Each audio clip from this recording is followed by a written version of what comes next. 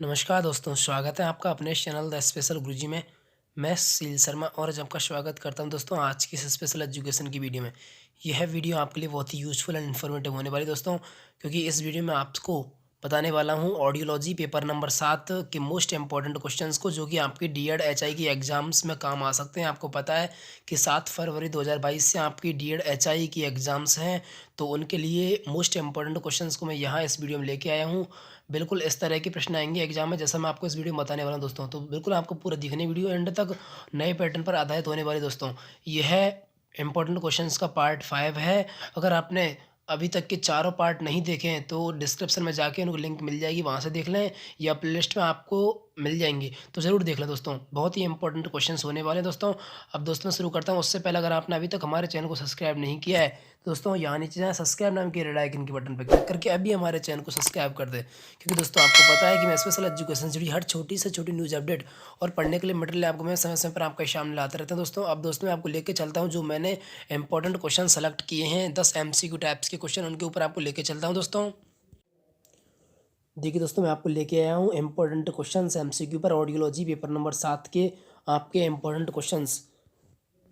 पहला आपके सामने प्रश्न है, निम्नलिखित में से मध्यगण में पाई जाने वाली संरक्षण नहीं है। Which is the following is not a structure found in the middle ear. तो मध्यगण में कौन सी संरचना या नहीं पाई जाती, वो आपको बताना है। कि आप प्रश्न पर अच्छे से पढ़ लें प्रश्न को आप।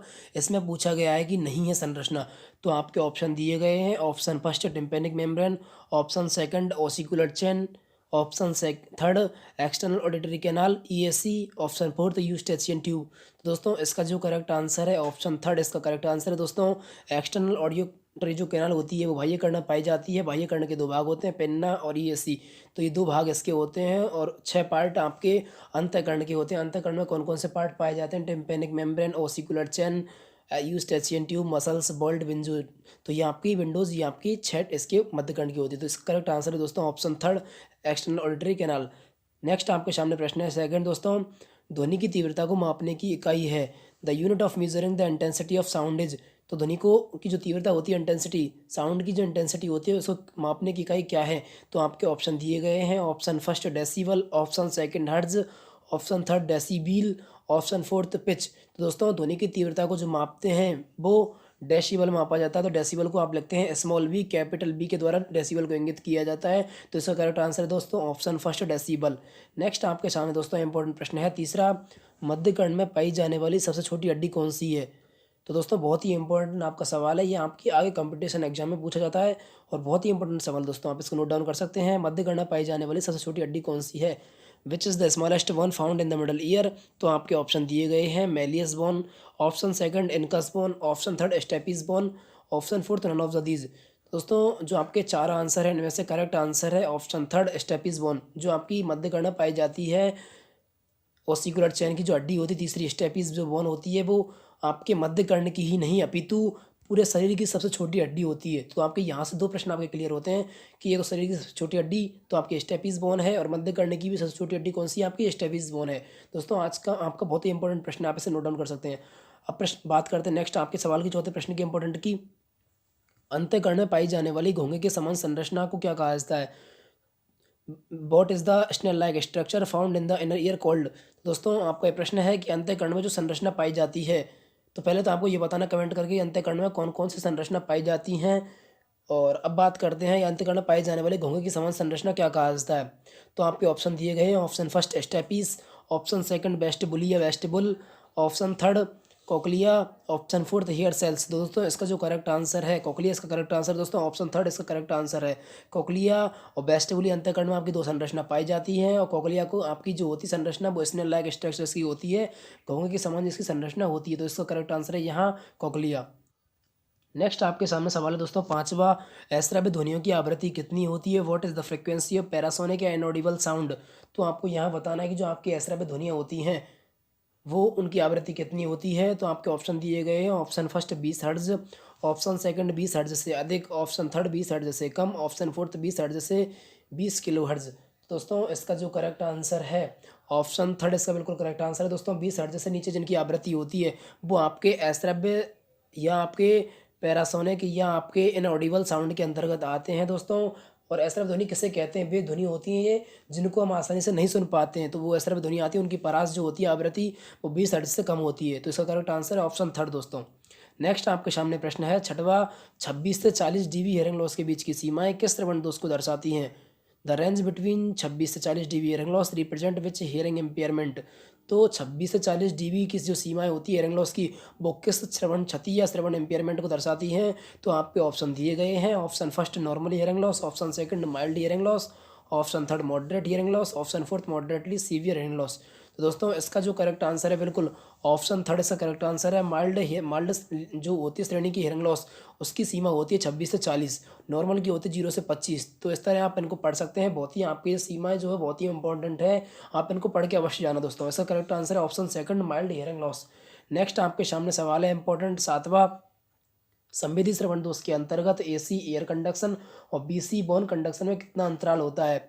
What is the differentiation between AC and BC under sensorineural hearing loss? तो आपको यहाँ बताना है कि संवेदी श्रवण दोष जो है आपका सेंसिन्यूरल हियरिंग लॉस, उसके अंतर्गत उनमें कितना अंतर होता है? तो आपके ऑप्शन दिए गए हैं। Option first 10 dB, option second 10 dB से अधिक, ऑप्शन थर्ड 10 डीबी से कम, ऑप्शन फोर्थ जो आपका दिया गया है 15 डीबी से अधिक। तो दोस्तों इसका जो करेक्ट आंसर है बिल्कुल वो ऑप्शन थर्ड इसका करेक्ट आंसर है। 10 डीबी से कम जो हियरिंग लॉस होता है, एसी और बीसी में जो अंतराल होता है वो आपके सेंसिन्यूरल संवेदी श्रवण दोष में होता है। नेक्स्ट आपका इंपॉर्टेंट सवाल है दोस्तों आठवां यूजफुल सवाल है, रेगुलर ईयर मोल्ड में किस श्रवण यंत्र का उपयोग किया जाता है? Which hearing aid is used in the regular ear mould? तो यहाँ आपको जो बताना है कि रेगुलर टाइप का जो आपका ईयर मोल्ड है उसमें किस हियरिंग एड का यूज आप करते हैं? तो आपके ऑप्शन दिए गए हैं। ऑप्शन फर्स्ट है pocket type hearing aid, option second है behind the ear hearing aid, option third है completely in the canal hearing aid CIC hearing aid, option fourth है आपका स्पेक्टिकल्स हियरिंग एड। दोस्तों इसका जो करेक्ट आंसर है बिल्कुल ऑप्शन फर्स्ट इसका करेक्ट आंसर है, पॉकेट टाइप हियरिंग एड का यूज किया जाता है आपके रेगुलर ईयर मोल्ड में। आपके जेब में जो हियरिंग एड लगाई जाती है, श्रवण यंत्र जो लगाया जाता है जेब में आपकी पॉकेट में, तो उसका यूज़ किया जाता है। इसका ऑप्शन फर्स्ट इसका करेक्ट आंसर दोस्तों। नेक्स्ट आपका सवाल है इंपॉर्टेंट नौवां, अंतःकरण के कोक्लिया या रेट्रोकोक्लिया में क्षति पाई जाने के कारण कौन सा हियरिंग लॉस होता है? तो यहाँ आपको ये बताना है कि जो अंतःकरण आपका इनर ईयर है उसमें कोक्लिया और रेट्रोकोक्लिया जो आपकी संरचना पाई जाती है, उनमें अगर आपकी चोट या क्षति पहुँच जाएगी तो कौन सा हियरिंग लॉस होता है? Which hearing loss occurs due to damage to the cochlea और रेट्रोकोक्लिया ऑफ इनर ईयर? तो ऑप्शन आपके दिए गए हैं। ऑप्शन फर्स्ट है कंडक्टिव श्रवण दोष, चलित श्रवण दोष, सेकंड है आपका मिक्सड हियरिंग लॉस, मिश्रित श्रवण दोष, थर्ड है आपका केंद्रीय सेंट्रल हियरिंग लॉस, फोर्थ है कार्यात्मक श्रवण दोष। तो दोस्तों इसका जो करेक्ट आंसर है आपका ऑप्शन थर्ड इसका बिल्कुल करेक्ट आंसर है दोस्तों। केंद्रीय श्रवण दोष कहते हैं अगर आपके रेट्रोकोक्लिया या कोक्लिया में कुछ क्षति पाई जाती है तो आपका सेंट्रल ट्रैप का वो हियरिंग लॉस होगा केंद्रीय श्रवण दोष। नेक्स्ट आपका अंतिम सवाल है इंपॉर्टेंट 10वां, जब हियरिंग लॉस की प्रक्रिया धीमे धीमे होती है तो उसे किस प्रकार का श्रवण दोष कहते हैं? When the process of hearing loss is slow, it is called which type of hearing loss? तो यहाँ आपको बताना है कि अगर आपका श्रवण दोष की प्रक्रिया धीमे धीमे हो रही है, बिल्कुल धीमे धीमे प्रक्रिया हो रही है, तो उसे किस प्रकार का श्रवण दोष कहेंगे, किस टाइप का उसे हियरिंग लॉस कहेंगे? तो आपके ऑप्शन दिए गए हैं। ऑप्शन फर्स्ट है आपका सडन हियरिंग लॉस, सेकंड है आपका फ्लूक्चुएटिंग हियरिंग लॉस, थर्ड है आपका ग्रेजुअल हियरिंग लॉस, फोर्थ है आपका नन ऑफ दीज। दोस्तों इसका जो करेक्ट आंसर है ऑप्शन थर्ड इसका बिल्कुल करेक्ट आंसर है दोस्तों। ग्रेजुअल हियरिंग लॉस किसे कहते हैं? अगर क्रमिक रूप से कमी हो रही है, धीरे धीरे हो रही है, तो उसे ग्रेजुअल कहेंगे। और आपका जो सडन हियरिंग लॉस जो होता है उसमें आपके अचानक आता है। तो दोस्तों ये थे आपके 10 इंपॉर्टेंट प्रश्न। अगर दोस्तों आप इसकी PDF पाना चाहते हैं और इसी तरह के और PDF पाना चाहते हैं तो आपको डिस्क्रिप्शन में हमारे टेलीग्राम चैनल की लिंक मिल जाएगी, वहाँ अवश्य ज्वाइन कर लीजिए। आपको समस्त PDF में वही शेयर करता रहो दोस्तों, और वीडियो के लिंक को वही शेयर करता हूँ। अगर आप यूट्यूब से वंचित रह जाते हैं तो आप टेलीग्राम पर लिंक क्लिक करके आप हमारी वीडियो को देख सकते हैं दोस्तों। और अगर आपने अभी तक हमारे चैनल को सब्सक्राइब नहीं किया, द स्पेशल गुरुजी के ऑफिशियल यूट्यूब चैनल को सब्सक्राइब नहीं किया है, तो चैनल को अवश्य सब्सक्राइब कर लीजिए, क्योंकि आपको समस्त स्पेशल एजुकेशन की हर छोटी से छोटी न्यूज अपडेट आपको समस्त सबसे पहले वहीं मिलेगी दोस्तों। ये थी हमारी वीडियो। अगर आपको वीडियो अच्छी लगे वीडियो को लाइक करें और आप चैनल को सब्सक्राइब अवश्य कर लें। धन्यवाद दोस्तों।